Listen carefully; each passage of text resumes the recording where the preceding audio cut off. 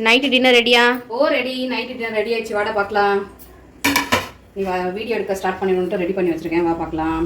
இன்றைக்கி வந்து பார்த்திங்கன்னா மல்டிகிரெயின் மாவு. இது வந்து எல்லா மாவும் கலந்தது, அம்மா எடுத்துகிட்டு வந்தாங்க. அதில் வந்து சப்பாத்தி, இது இந்த மாதிரி கலந்த மாவுன்றதுனால இது இந்த மாதிரி தான் வரும். சப்பாத்தி வச்சுக்கலாம். அடுத்ததா என்னன்னு தெரியுதா? என்னது இது வந்து பார்த்திங்கன்னா நம்ம பன்னீரில் செய்வோம் இல்லையா, பட்டர் மசாலா, அது மாதிரி எக் பட்டர் மசாலா எக்கில் செஞ்சுருக்கேன். இது சூப்பராக இருக்கும். இந்த ரெசிபி வேணாலும் கண்டிப்பாக என்கிட்ட கேளுங்க. இங்கே பாருங்க, சூப்பராக திக்காக செமையாக இருக்கும். நம்ம எப்படி வந்து பன்னீர் மஷ்ரூம் பட்டர் மசாலா செய்கிறோமோ அதே மெத்தட் தான், அந்த மாதிரி செய்யணும் இதை.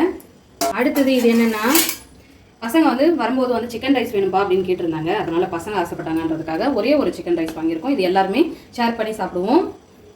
அவ்வளோதாங்க. இன்றைக்கி வந்து வெளியிலேருந்து வாங்கின சிக்கன் ரைஸு, அதுக்கப்புறம் பார்த்திங்கன்னா நம்ம வீட்டில் செஞ்ச மல்டிகிரெயின் மாவில் செஞ்ச சப்பாத்தி, சூப்பரான டேஸ்ட்டாக செமையாக எம்மியாக இருக்கும். இது குழந்தைங்களுக்குலாம் ரொம்ப பிடிக்கும்.